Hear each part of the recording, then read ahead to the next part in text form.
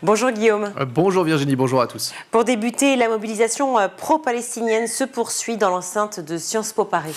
Kéfié sur la tête, drapeau palestinien accroché aux balustrades et des slogans en faveur de la lutte palestinienne. Des dizaines d'étudiants ont passé la nuit dans le bâtiment historique de l'école, bloquant au passage l'entrée principale. À l'initiative, le comité Palestine Sciences Po. Écoutez leurs revendications au micro d'Europe 1. La condamnation claire des agissements d'Israël par Sciences Po, l'investigation de toutes les institutions ou entités suspectées de participer à perpétrer l'oppression systémique du peuple palestinien, menant à la fin des collaborations en cas de complicité avérée. Un blocage qui impacte plusieurs milliers d'étudiants et ce à une semaine du début des partiels. Réaction justement d'un des étudiants devant l'établissement. Les étudiants de Sciences Po subissent ces blocages. On arrive sur une période de partiel où on souhaite travailler tranquillement dans les bibliothèques, dans les espaces de travail.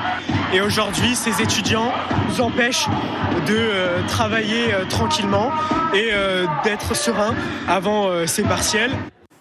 Alors, chez nos confrères de BFM TV, la ministre de l'Enseignement supérieur, Sylvie Retailleau, a exprimé son désaccord quant aux méthodes employées. Ce n'est pas le cadre d'un débat apaisé. Les lignes rouges sont franchies, a-t-elle déclaré, par la voie d'ailleurs d'un communiqué. Sciences Po a réagi et condamne fermement ces actions étudiantes qui empêchent le bon fonctionnement de l'institution et pénalisent les étudiants, les enseignants et les salariés. À noter que des phénomènes similaires sont en cours dans les universités américaines. Et nous en avons d'ailleurs parlé ici même sur cette antenne cette semaine.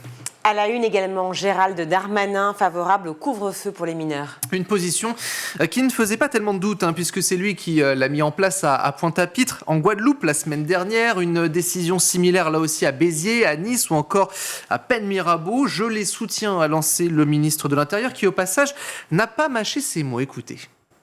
D'abord, je voudrais dire qu'il n'est pas normal que des enfants, des adolescents, des mineurs soient dans la rue à minuit, 1h, 2h du matin. Ils doivent être chez eux, ils doivent dormir et ils doivent aller le lendemain à l'école. Donc d'abord, lorsqu'il y a ce genre de choses, c'était le cas en Guadeloupe à Pointe-à-Pitre où je me suis rendu, je suis favorable au couvre-feu qui touche les mineurs. Les mineurs, ça doit être chez eux, chez leurs parents. Et les maires qui ont la compétence pour prendre des arrêtés, en effet, comme l'État, pour empêcher ces mineurs d'être dehors, notamment les moins de 13 ans. Je les soutiens et les préfets de la République les soutiendront. Il faut évidemment que le tribunal administratif, s'il est saisi, puisse voir qu'il n'y ait pas d'excès de pouvoir. J'ai entendu ce que disait le maire de Béziers. Moi, je veux dire que je soutiens ces initiatives, même si évidemment ce n'est pas à l'État de se substituer à tous les territoires et à toutes les communes.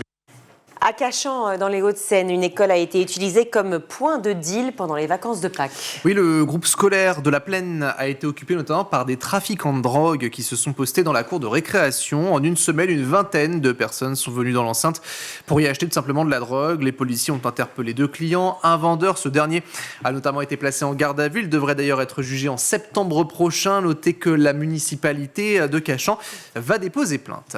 2 jours après l'agression d'une enseignante dans un collège de Toulouse par un élève, une nouvelle affaire vient secouer un établissement parisien. Selon les informations de nos confrères de Europe 1, 2 adolescents ont notamment été exclus du collège François Villon dans le 14e arrondissement de la capitale après avoir menacé de mort une enseignante et mimé des signes d'égorgement en pleine classe. Une décision qui a été prise donc de les exclure à l'issue d'un conseil de discipline convoqué par le chef d'établissement. Une plainte a également été déposée par l'enseignante qui a été menacée.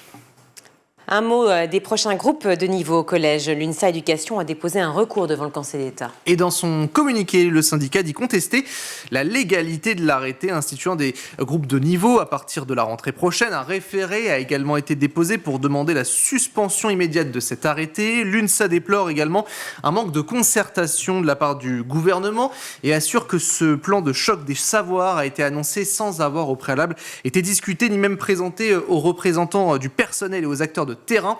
Mi-mars, rappelons que le texte qui prévoit la création de ces groupes de niveau d'ici septembre, des groupes en mathématiques et en français pour les élèves de 6e et de 5e, a été publié et donc officiellement au journal officiel. Merci Guillaume.